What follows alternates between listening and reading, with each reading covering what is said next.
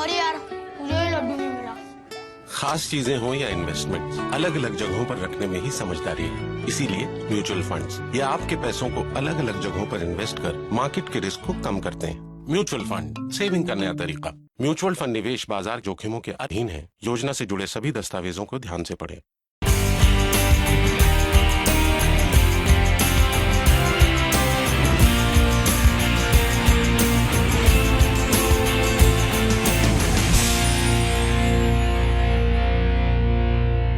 You know, I happened to be in the right place at the right time. Sydney was the right place.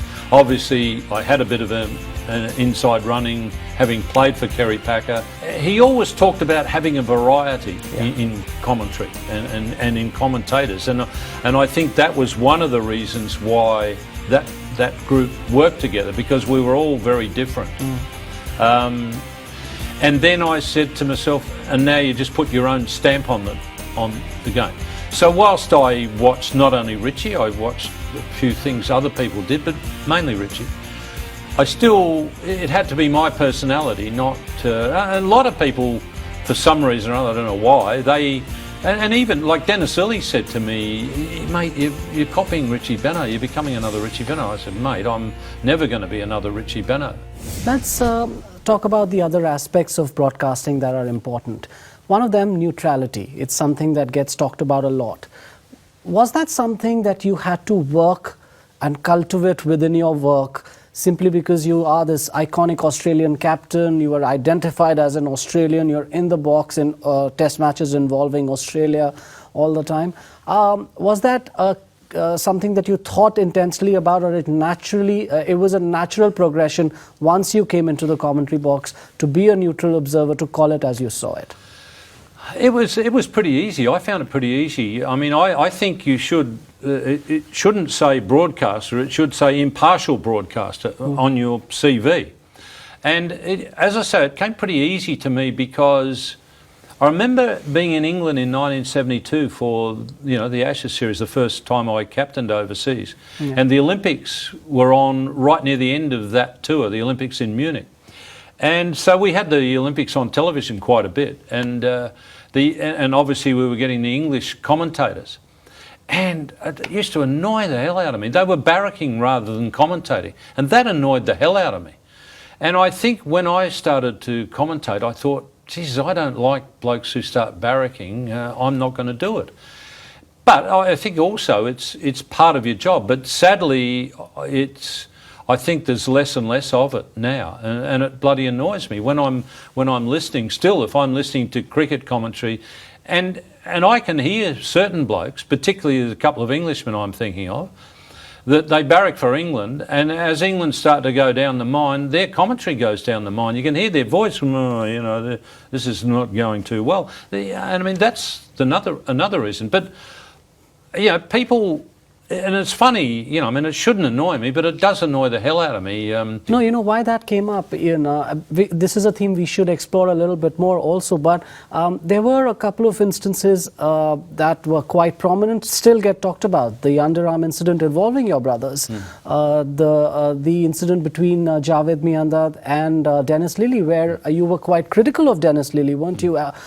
Do you remember those broadcast moments, and was there ever even a thought in the back of your mind, no, these are my brothers, or this is my leading fast bowler?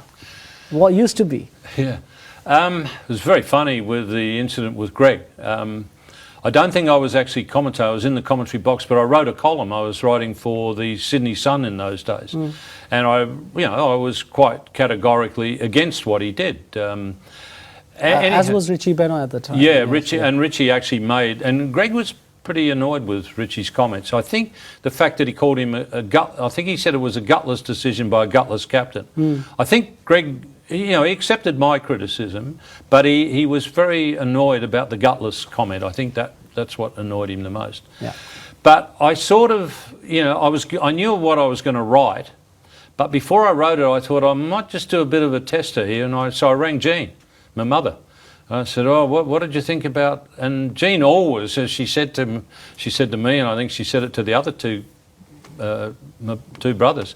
Look, darling, she said, if you committed a murder, I'd still support you. And I said, well, hope to hell you never have to do in those circumstances, Jean. But anyhow, Jean was very supportive, and I thought, oh, crikey, this is going to be difficult to write. But anyhow, I felt that I had to write it, and I wrote it. Very funny, because I don't see Greg after the underarm. Obviously, that was in Melbourne. The next game was in Sydney, and I'm living in Sydney, so I'd drive to the ground. And we used to park in those days on the SCG number 2 ground. So I parked there, and as I parked there, a big bus pulls up right next to me, and the band who are going to play, before play or whenever they're going to play, they get off the bus. The Australians are practising down the end of the number 2 ground, so I haven't seen Greg since the underarm. I thought, right, now's the time. So I'm walking past the nets, and Greg is back at his mate, he's bowling. And I go, "G'day mate, how are you?" He looks around, there's no hello or anything. He says, "Thought you would have come on the bus." And I said, "Mate, you know I live in Sydney, I've got my own car, why would I come on the bus?" "On the bloody bandwagon like the rest of those," you see, like that. And I said, "Well, mate, if you don't like what I write, then perhaps you should not read the newspapers then." And he paused for a moment, he said, "Probably just as well you disagreed with it." He said, "Because I ordered it, Trevor bowled it, and if you'd agreed with it, they would have thought we're all bloody mad." So that sort of cut the ice, and everything was fine from that time on. But no, on the Lillee and the Lillee thing, yes. No. In fact, David Hill, our producer, he said to me after the day's play, he said, "Get down there and interview Dennis, you see, about the incident with Javed." So that did create a bit of a dilemma, because I didn't think Dennis should be saying anything about it. Yes. Because at that stage I doubt that he'd had the hearing to decide what his punishment would be. And just as a mate, I thought, he's probably better if he doesn't say anything. So I've got this dilemma. So I went to him and I said, "Mate, David Hill wants me to do an interview with you about the incident. But as a friend, I'm suggesting that you don't do it." And he said, "Oh, okay, I won't do it then." So I went back and told Hilly, no, he hasn't agreed to it. But I've never had a problem with Dennis. Dennis knows how I feel about it, and we had that relationship. One of the things I always felt as a captain that was important was honesty. The players needed honesty from you. And I think whether they liked me or they didn't like me very much, they always knew that that's what they were getting, honesty from me. And so I don't think I've ever had too much problem with any of the players in that regard, or blokes that I played with. Let's return to the neutrality theme a little bit, and I'm sure you've read the criticism now that you continue to be part of the Channel 9 coverage. There is an increasing point of view out there. There's a lot of players, a lot of recent Australian players who are coming into the commentary box are openly biased and sound like they are supportive of the Australian team rather than objective commentators. Is that a fair assessment, do you think, of the kind of commentary we are seeing from colleagues of yours now, or do you believe that's overstated because there is a lot of media around these days anyway? It does annoy me a bit when it's a bit jingoistic. See, I was very lucky, again, when I said to you originally that I drove to Sydney, chasing Barbara Ann, and I was lucky that I happened to be in the right place at the right time. Sydney was the right place. But also, we were just starting out. I mean, the cricket coverage had been going, then that would have been 3 seasons had been done. But also Wide World of Sports, the Saturday afternoon show was starting up, and so I got a gig there. But the main reason why I was lucky was because both David Hill and Brian Morelli, David was the producer, Brian the director, they were they were brilliant at their job, and they had time. And they had time to help you, and you learnt from them. See, after a cricket, let's say a 5-day test match, I reckon 2 of the 5 days we would be up in Brian's room or David's room. All the commentators would sit around, have a drink. That was rubbish. What was that all about today? I remember Hilly one day saying to Richie, "Now, Richie, just go through that business about leg spin bowling again, will you?" And so Richie explained it, and Hilly said, now I see, and I see how we can use that on television. And so we kicked all these things around, and they had time to tell you things about commentary. You don't do this, you do this. Now I get the feeling that the guy, the ex-player who comes into the commentary box, it's right. That's your microphone. Here's your earpiece. Good luck. That's your training now. I had much better training than that, and I feel very fortunate that I did. Have you ever sat down with a few of the guys who come in, the new guys who come in? Do you ever feel like, as a senior broadcaster, you've noticed something, or are they wandering off into areas that you feel are troublesome from your point of view? Do you see that as part of your mandate, or do you stay away from that?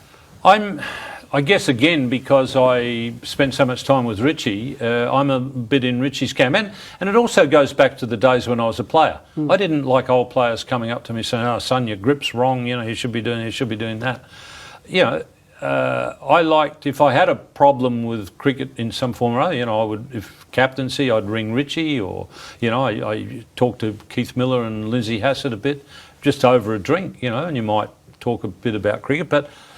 So I always work on the basis that if somebody comes to me and asks for my advice, I'll give it. But I don't like to start foisting my advice on people. Listening to commentary around the world now, not just from Channel 9, but you see coverage from around the world, is it starting to become a real trend now that you're seeing almost cheerleaders as commentators? Is that something, as one of the great commentators of the game, that you think is a problem area with the way the game is covered? I think only in certain parts of the world I feel that way.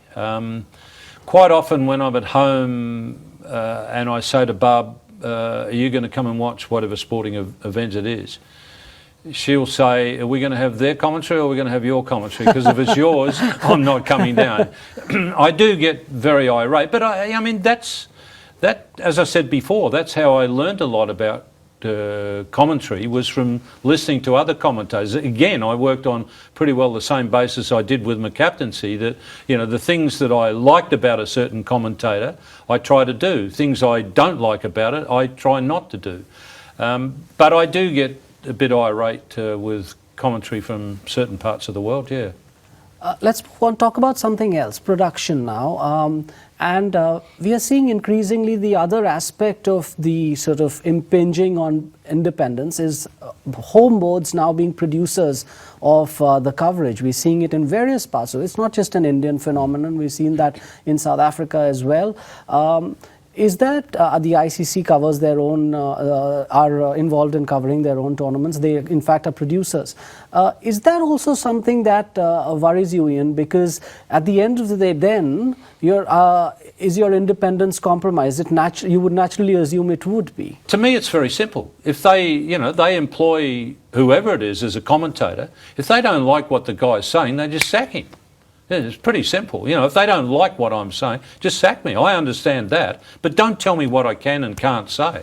Now, and the other area where I have a real problem with the ICC is the DRS. The DRS should have nothing to do with television, and television people will tell you that. It's an entertainment part of the telecast.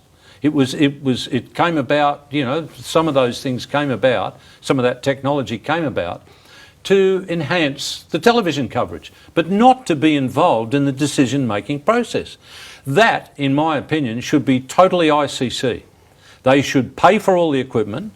I would love to ask someone from the ICC to explain to me the logic or the fairness of the fact that Test matches are played under different laws in different parts of the world, because obviously the boards who can't afford the greater technology don't use it. So those players are hampered because they're not playing under the same laws as, say, England and Australia. Yeah.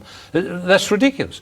So now, if the ICC want to charge extra for the rights to pay for all the equipment they've got to have and all the technology, that's fine. I have no problem with that. But not only should they provide all the equipment, but it should be under their auspices as well. It should be the umpires running it, not the television director. There's almost an image of Ian Chappel being slightly anti-establishment. I think you carry that almost as a badge sometimes. There have been... I'm anti-stupidity, that's what I'm anti.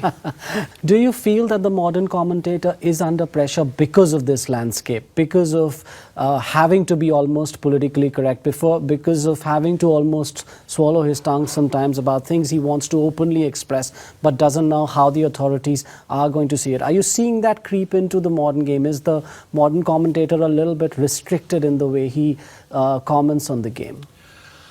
I think the restrictions are more with commercial television, where one, you've obviously got commercial breaks. Yeah.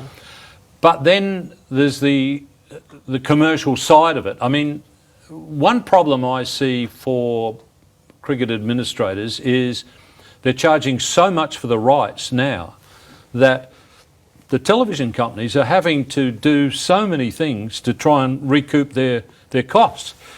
And that involves things during the over. So there's a lot of commercial things that you've got to play to recoup your money. Yeah. So, I mean, you can be talking about something as a commentator and suddenly you hear from the director, oh, we got to do such and such.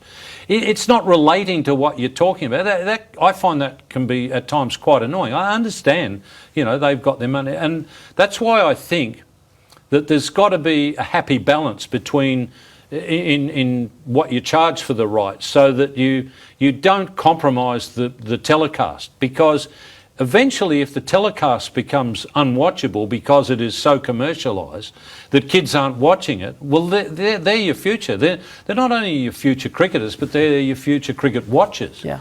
So I think you need to be careful and hit that right balance between, sure, you need a lot of money to run the game, but don't go so far that you make it unwatchable. I find that difficult. Then there's the other thing, the other area that has changed a hell of a lot, and that is the technology. Yes. and the graphics. So, and these are pretty expensive things, and the television company, oh, this is good, so we go and buy that and we buy something else. Now you've got to use it. And again, sometimes it's not used in the flow of the game. It just, boom, it suddenly appears there out of the blue, and to me it's not relating to either what the commentators are talking about or what's happening in the flow of the game. So there are all those sort of things impinging on commentary, making it different. It's certainly different from when I first started, but yeah, I mean, all of those things, if you're a commentator, they're there, you just got to try and work around them. Is there a place for the non-cricketer in cricket commentary, you think? Because there's been a lot of talk about, about whether the game is just dominated by ex-cricketers commenting on it. Is there no place at all for a guy who may not have played the game at the highest level to come in and be a part of the system? I think there's definitely a place for guys who are broadcasters, good broadcasters. I mean, I'll give you two examples. I mean, Mark Nicholas played at a pretty high level. He was captain of Hampshire. Yeah. But he's a damn good presenter, Mark Nicholas, yes. And he does a good job. I'd put him in this regard. I'd put him in the same category as Richie. He's a very good salesman for the game. Another good pal of mine, Alan Wilkins, again played decent cricket, played at first class, county level in England. But he's a good broadcaster, and he's taught. He was BBC taught. He had all the training as a broadcaster. Now, these people have got something to offer, and they've got an opinion that is going to be different from a guy who's played at test level. And sometimes, a guy who's just come off the field and into the commentary box, sometimes he needs to have this information drawn from him. And a good broadcaster can do that. I mean, you can do it also as an ex-test cricketer. If you've been doing the job long enough, you can do it. But yes, I'd say definitely. To me, again, it's like picking a cricket team. Go back to what David Hill said about that original quartet of commentators. Yeah. They were all different, and you don't want everybody having same opinion, same sort of voice. You want a mixture, and that mixture definitely includes guys who haven't played Test cricket. Are there two or three guys that you like listening to today from the modern generation of commentators that you rate higher than others? of the guys from other countries, I like listening to Nasser Hussain, because I think Nasser, he looks at the game as a captain of both teams, and I think that's how you've got to do it. And I'm surprised that more blokes who were captain don't look at it that way. But I think Nasser's very good at looking at, why is this team on top? What's that team got to do to get back into the game? I think he's very good. He's got ideas, and he's got opinions, and he's quite prepared to state them, and I think that's good. One of the probably greatest compliments I was ever paid, a guy called Pat Murphy works in radio for the BBC, also does a bit of writing. And I'd done a series in Australia. It was obviously an Ashes series. I'd done it with the BBC radio as well as doing Channel 9. And at the end of the series, Pat came up to me and he said, I've worked with you before. He said, but I really enjoyed this summer. And he said, you know the reason why I enjoy working with you? And I said, no, why is that, Pat? And he said, because you tell us what might be about to happen rather than what has happened. And that's one thing that really annoys me. And every time I hear it on television, I can hear Brian Morelli in my ear saying, last ball, last ball, last ball. What he's meaning by that is all you're talking about is the replay. And I can hear some commentators actually waiting for the replay to come up before they say something. Now, if you've played 10 or 15 years of international cricket and something's just happened on the field, you should not have to wait for a replay before you say so. You should be able to make some comment and I mean, you don't always know that the replay, what if something goes wrong with the machine downstairs and it doesn't come up? Then what, are you just going to sit there with nothing? That really annoys me. But it's very boring television when all you hear is just the last ball. The guy talking about the replay, the guy talking, and again, it'll be mostly because he's just talking about what you're seeing, and that's not the art of commentary, telling people what they're seeing. So, Ian, just as we finish, 40 odd years of doing this, you're still having fun? Thank you for reminding me, Gaurav. Yeah. You're still enjoying doing it. From your vantage point, though, where is the game right now? As a commentator, just when you look at the sort of evolution of the game, where is it right now? I think there was an ideal time for cricket to sit down and work out a blueprint for going forward. And to me, the ideal time was when the ICL started, and then you sort of had the genesis of IPL. To me, that was the time for cricket to sit down, and all aspects of cricket, administration, umpires, players, sponsors, media, even representatives of the fans, sit down around the table and say, right, where are we going with this game? Where's this game going to be in the next 10 years? First question, do we need three forms of the game? Okay, if the answer to that is yes, right, how do we go forward with all three games complementing each other, not one cannibalising another one? If the answer is no, we don't need three forms, all right, well, which one are we going to eradicate here? And how do we go forward? But I've never seen any blueprint for cricket going forward. To me, cricket has evolved as a whole lot of knee-jerk reactions.